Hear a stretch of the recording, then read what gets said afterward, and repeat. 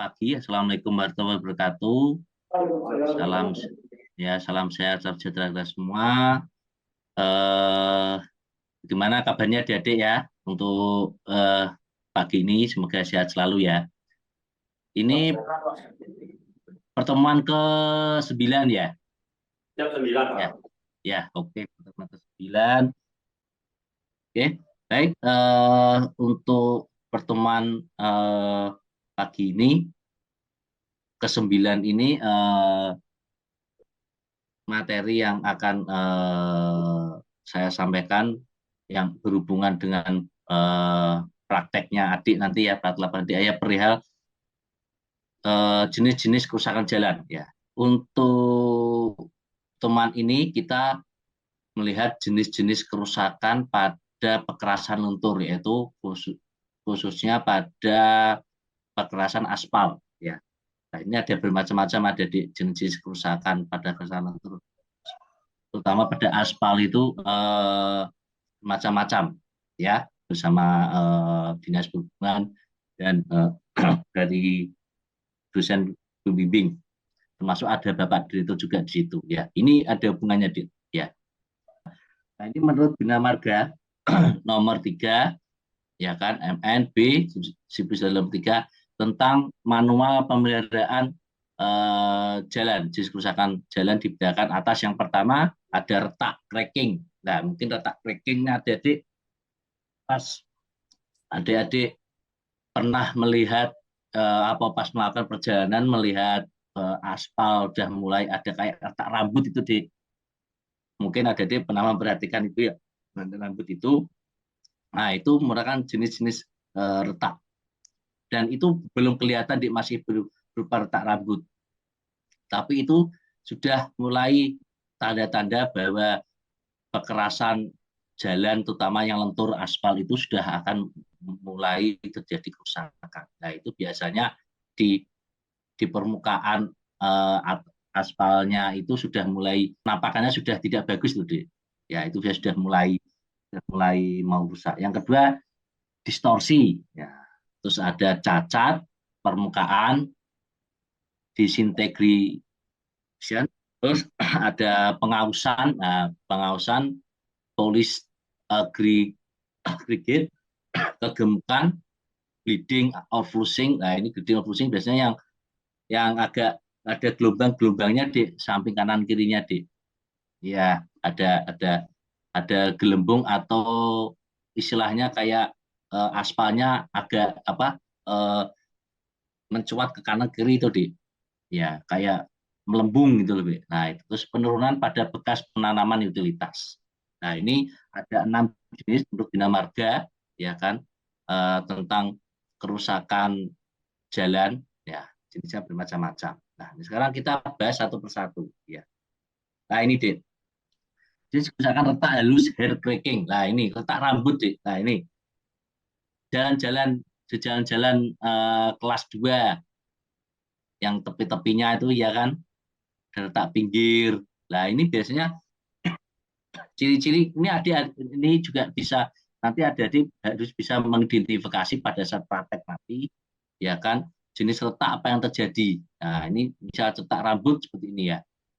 Retak rambut, head breaking itu ada retak kulit buaya alligator, itu jenisnya permukaannya ya ini terus kayak kulit buaya di retak-retak kayak gini Nah, ini retak kulit buaya alligator crack ya. Nah, ini biasanya sering terjadi di jalan-jalan kelas 2, jalan-jalan kelas 2. Ya, ini biasanya karena perubahan cuaca ya, biasanya dari musim kemarau ke musim hujan, terus terjadi airnya menggenang dan sebagainya. Nah, di sini mungkin bisa terjadi muncul retak seperti ini. Nah, terus retak pinggir Nah, retak pinggir. Nah, ini juga terjadi di jalan-jalan kelas 2, kelas 3, kelas 1 jarang ya. Jarang, tapi biasanya di kelas 2 bisa ini biasanya antara bahu jalan dan badan jalan. Nah, ini biasanya terjadi pengikisan ya, retak pinggir-pinggir. Ini sangat berbahaya sekali deh untuk safety ya, Dik, ya. Biasanya motor tuh sering terpleset di area kayak gini. Itu jadi adik pernah nggak mau jatuh atau seperti apa karena mungkin eh, melewati dari bahu jalan mau naik ke badan jalan. Pernah lihat posisi seperti ini nggak? Ya, banyak yang di jalan-jalan kecil ya. Itu jalan kelas 2, jalan kelas 3. Ya, kemungkinan juga di jalan kelas 1 seperti jalan arteri, kolektor, maupun jalan nasional lah. Itu biasanya hati-hati di misal adik dan naik sepeda motor ya kan misal mau berhenti ke bahu jalan, nah mau jalan kembali hati-hati dilihat posisi beda elevasi antara kekerasan jalannya dengan bahu jalannya. Nah, ini sering terjadi terpleset di sini karena beda elevasi dan posisi motornya juga harus diperhatikan pada saat ini. Nah, terutama nih licin ya biasanya seperti ini ya. Licin dan rusakan seperti ini bisa menyebabkan jika ditarik dengan benang merah perihal safety ya, dalam safety yang sesuai dengan empat bidang kita itu nanti safety-nya bisa identifikasi deh hazardnya apa yang menyebabkan misal nih pada titik lokasi jalur A kok banyak motor terjatuh, nah, misal seperti itu ya. Data dari kepolisian, misal motor jatuh di titik black spot atau di sebelah mana, nah, mungkin di sebelah titik A, lah dilihat kok jatuh kenapa, oh ternyata di hazardnya ketemu eh, banyak jalan-jalan rusak misal gitu, nah seperti itu. Terus harus dengan demikian nanti eh, bisa dianalisa ya kan, analisa dengan link link blacknya ya kan seperti apa, jadi akan ketahuan nanti berarti kekerasan jalan ini hubungannya dengan nanti ada di bisa safety, bisa juga tentang OTE, tentang geometriknya, tapi khusus untuk kekerasannya ini ada di nanti bisa dihubungkan dengan safety. Untuk retak buaya sama retak pinggir sudah jelas ya ciri-cirinya. Ya, bisa dilihat ciri-cirinya ini retak-retaknya seperti ini. Berarti ini ya retaknya bisa dilihat ya kan rambut membuat suatu zon-zon seperti ini ya. Zon-zon seperti ini, zona-zona ya kan dan meretak seperti kulit buaya. Juga untuk yang ini bisa dilihat crack pinggir seperti ini. Untuk berikutnya nah ini retak sambungan bahu dan kekerasan ya, head joint crack. Nah ini deh pernah lihat seperti ini juga nggak deh? Ini ya ini biasanya bahu jalan dengan badan jalan. Ini biasanya terjadi di jalur jalur kelas jalan satu ya mungkin jalan nasional, jalan kolektor dan sebagainya lah ini di sini ya. Jalan luar kota biasanya ini deh. Nah ini biasanya bahu jalan ini dicor pakai beton, tapi antara beton dengan kekerasan jalan aspal ini dia nggak bisa istilahnya nggak bisa komposit ya komposit dan eh, terjadi pecah ya kan. Nah ini juga berbahaya deh terutama untuk pengendara sepeda motor. Nah lagi-lagi kita fokus kecelakaannya yang paling banyak sepeda motor. Kalau mobil atau kendaraan besar, kendaraan kecil yang beroda 4 atau lebih mungkin tidak terlalu ya, tapi yang berbahaya justru ini adalah pengguna sepeda motor. Nah, ini juga bisa menyebabkan tergelincirnya sepeda motor di sini. Nah, ini juga berbahaya sekali. Dan bisa lihat nanti ada di praktek nanti mungkin ada ketemu bahu jalannya bocor dan ini kekerasannya ini terjadi crack. Nah, ini sambungan retak joint crack. Retak sambungan lajur, line joint crack. Ini lajur deh, lajur. Nah, lajur. Biasanya biasanya di tengah antar lajur ini biasanya dia terjadi retak ini deh. Ini jarang terjadi ya, tapi ini juga ada kejadian terjadi. Nah, mungkin di sini terjadi bleeding atau karena beban kendaraan yang besar ya, muatan yang besar, mungkin ada yang melanggar ya kan, melanggar tentang beban kendaraan yang boleh diangkut. Nah, ini biasanya menyebabkan di tengah-tengah ini ya, di tengah-tengah lajur pertemuan antar lajur ini dia bisa meretak ya, atau bleed, atau bisa terjadi bleeding juga di sini. Berarti kayak sini, nah, karena di sini tekanannya di sini naik, terus di sini bisa turun. Nah, ini bisa terjadi retak sambung antar lajur jointed. Nah, ini bisa biasa terjadi juga di jalur jalan kelas satu atau bisa jalan nasional, kolektor dan sebagainya.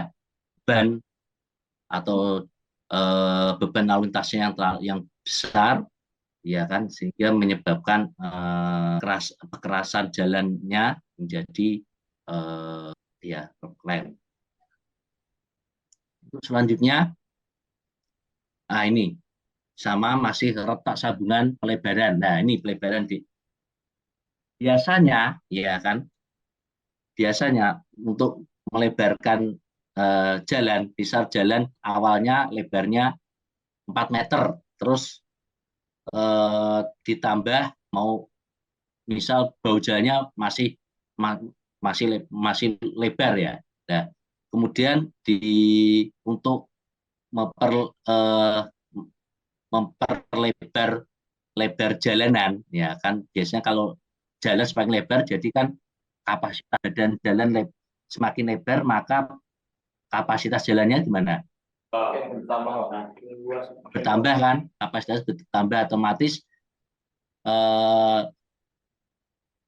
tingkat pelayanan jalannya kan semakin bagus ya jika jalan semakin lebar ya. Kecuali jika jalan semakin lebar, jumlah lalu lintas diikuti dengan jumlah lalu lintas semakin tinggi juga, maka menyebabkan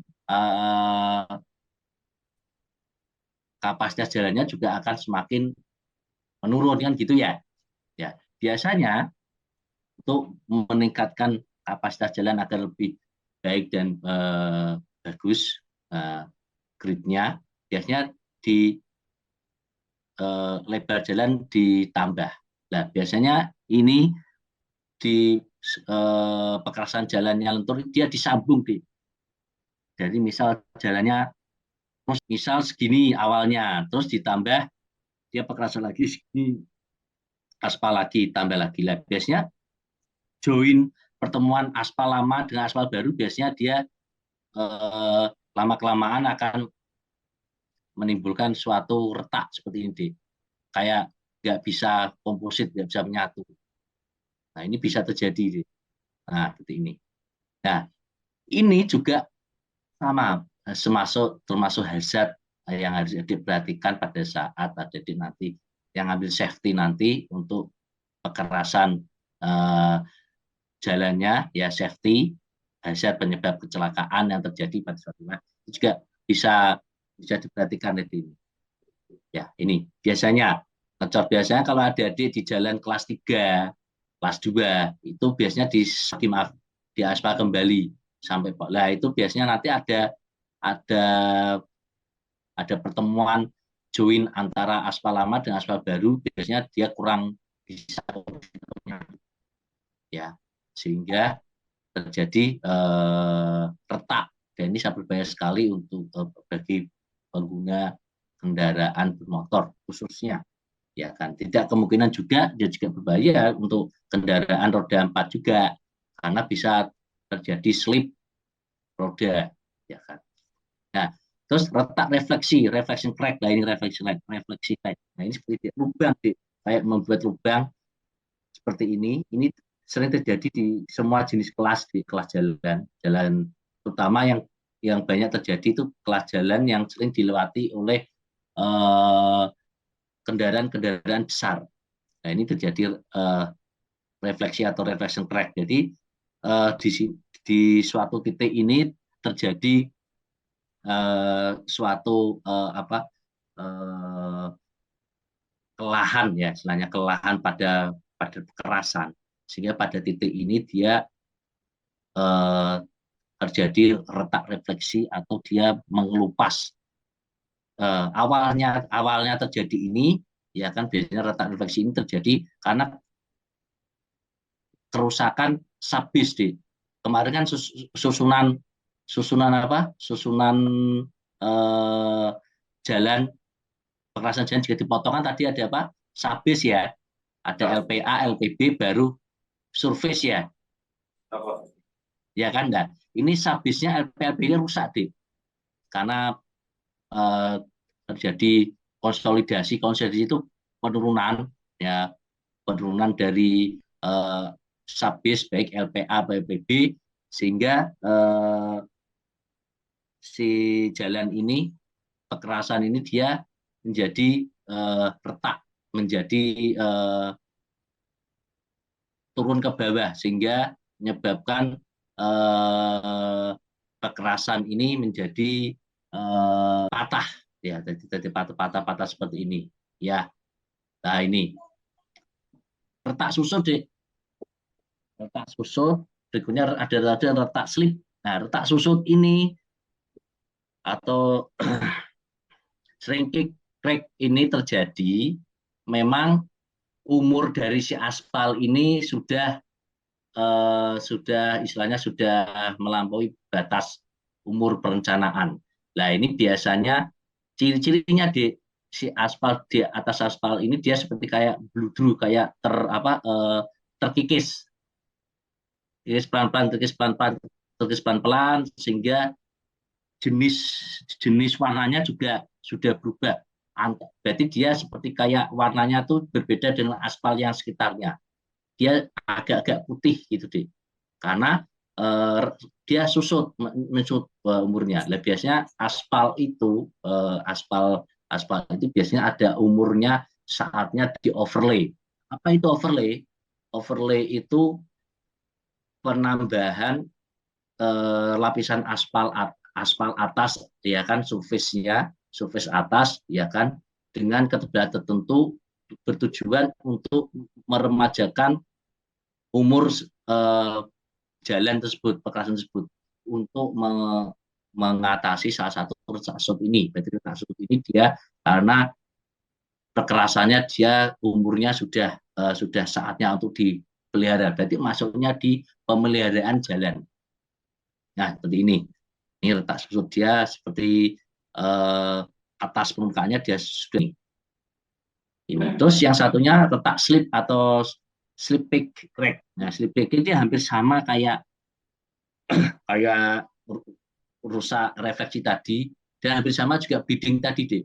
Nah ini juga jenisnya, polanya dia seperti garis.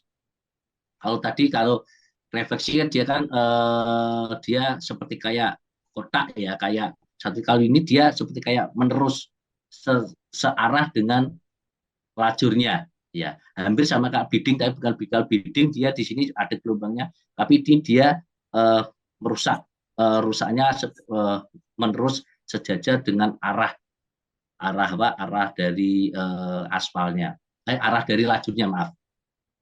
Nah ini bisa disebabkan ya kan karena juga volume lalu lintasnya juga tinggi, mungkin yang lewat banyak terjadi truk-truk besar atau angkutan-angkutan besar yang ini subisnya menjadi rusak menerus, sehingga retaknya dia memanjang searah dengan lajurnya. Nah ini juga berbahaya juga sama intinya ya, untuk keselamatan hazardnya.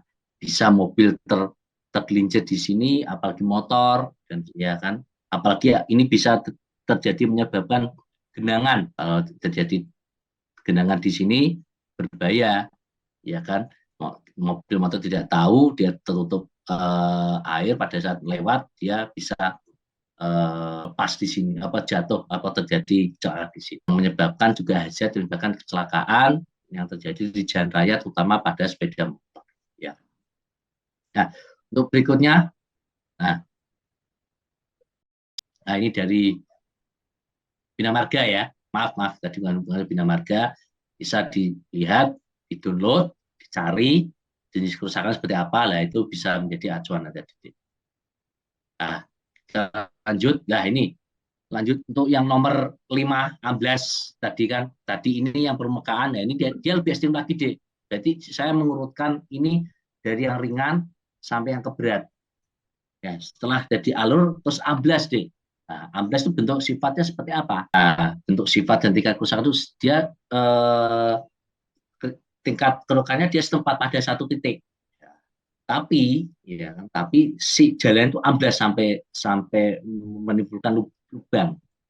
Berarti si butiran apa bukan butiran, maaf nih, pekerasnya tuh hilang deh, sudah terkelupas hilang, tinggal sampai kelihatan sabitnya amblas, sudah nggak retak lagi, berarti sudah pecah, sudah terbuka. Kalau luka itu, kalau misal luka luka karena jatuh gimana, dia sudah menganga, ya kan seperti itu. Terus kedalaman, nah ini sampai 2 cm, lebih dari 2 cm, itu kan lumayan dalam deh, ya kan, sudah hampir, sudah kelihatan sabisnya menampung dan meresap, pasti terjadi genangan di situ, dan air masuk di situ, ya kan, berkembang menjadi lubang, ya kan, tadi pasti kan menjadi lubang di situ, dan lubang berkembang menjadi lubang, kedalamannya lebih dari 2 cm, sabitnya kelihatan, sehingga bisa menjadi hazard, ya, hazard terjadi satu penyebab kecelakaan hazardnya, ya kan. Nah, perkara penyebabnya apa? Lah pasti beban kendaraan yang besar, pasti ya, ya biasanya ini terjadi di kelas jalan kelas 1 ya, karena beban lalu lintasnya yang besar, jenis kendaraan juga bervariatif ya, heterogen, dan besar, kecil dan sebagainya. Terus mungkin pada saat pelaksanaan apa, pengaspalan mungkin kurang baik, ya kan, bahannya, terus penurunan bagian kerasan dikarenakan tanah dasar. Kembali lagi ke tanah dasarnya, Dik. Ya, tanah dasarnya apabila tanah dasar itu meskipun kita menggunakan kerasan atas yang bagus, tapi tanah dasarnya kurang bagus, itu akan juga bisa terjadi amblas, ya kan, paham ya. Terus yang berikutnya jembul atau uphill, upheaval. Jadi setempat, ya, setempat dengan atau tanpa retak. Dia jadi retak, cuman di aspalnya dia seperti kayak jebol ke samping. Kalau orang Jawa bilang dia jebret ke samping. Tapi di tengahnya dia, di tengah-tengahnya dia tuh apa, cekung, ya kan. Pernah lihat ya, Dik? Kayak gitu. Jalan aspalnya kayak kayak gelembung samping, tapi tengahnya cekung gitu, Dik. Pernah nggak? Belum pernah, Pak. Nah, mungkin kalau di Jawa banyak, Dik, ya kan. Nah, nanti nanti kan ya juga. Terus eh, kurangi kenyamanan pasti ya. Terus berkembang menjadi lubang ya. Keadaan jebul dia akan menjadi lubangnya lebih besar. Dia lubangnya akan lebih memanjang. Terus pergerakan dan pengembangan tanah dasar atau pekerasan. Oh ini maaf untuk perkiraan penyebabnya, atau pergerakan dan pengembangan tanah. Ini bisa terjadi di jalan-jalan nasional, di ya, nasional, terjadi pergerakan dan pengembangan pada tanah dasar. Ya, tanah dasarnya kurang tidak stabil, ya kan, jumlah lalu lintasnya tinggi, bebannya tinggi, ini biasanya terjadi di jalur pantura, ya, pantura nih, pantura Jawa. Nah, itu seperti itu, karena berarti si aspal itu dia mencekung sesuai dengan arah roda dia, sejalan roda dia kemudian, tapi di sampingnya kayak jebret ke samping, gelombangnya ke samping. Ya, nanti kita bisa lihat ya. Terus tanah dasar yang ekspansif, jenis tanah yang ekspansif, ya, sifat tanah ekspansif kemarin sudah saya jelaskan ya, itu biasa sering terjadi di daerah-daerah pantura yang dekat dengan sawah-sawah. Berarti pada saat musim hujan dia lembek, pada saat musim kemarau dia akan keras sekali seperti batu. Berikutnya pelepasan butir. Nah, banyak butir, nah, dia lebih luas bentuk sifatnya, ya kan. Berarti atasnya butir dia sudah lepas, tapi dia tidak satu tempat. Dia sudah agak luas, areanya luas, ya kan. Berarti sifatnya tidak setempat, tapi dia agak lebar dan memanjang dan melebar lebih luas, menampung dan meresapnya air pasti mengurangi kenyamanan, ya menjadi bagian pasti ini ya. Nah, penyebabnya kenapa aku bisa dilepas butir? Mungkin pemadatan pada saat sabitnya kurang, terus agregatnya kurang baik sehingga mudah lepas karena genangan air dan sebagainya. Aspalnya kurang atau pemalasan campuran terlalu tinggi, ya kan. Nah, inilah sudah saya rangkum dari 1 sampai 7 D, ya kan, baik sifat maupun perkiraan penyebabnya seperti apa. Ini bisa menjadi acuan jadi nanti pada saat melakukan praktek nanti, ya. Sekarang untuk sisa waktunya, sisa waktu untuk pelajaran berikutnya, maksudnya untuk tahap berikutnya, silakan adik cari untuk gambar dari masing-masing dari ketujuh ini. Bentuknya seperti apa, dicari gambarnya, terus ciri-cirinya seperti apa, ya kan? Nah, ciri-cirinya seperti apa, ya kan? Setelah itu hubungkan dengan kejadian kecelakaan. Dibuat tabel, misal ya amblas, gambarnya seperti ini, ciri-cirinya seperti ini. Kalau bentuk sifat sudah saya jelaskan. Mungkin mau ditambah juga tidak apa-apa.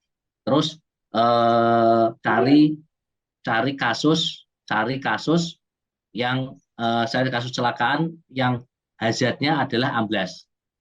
Ya kan. Coba dicari di internet. Nanti beritanya diketik di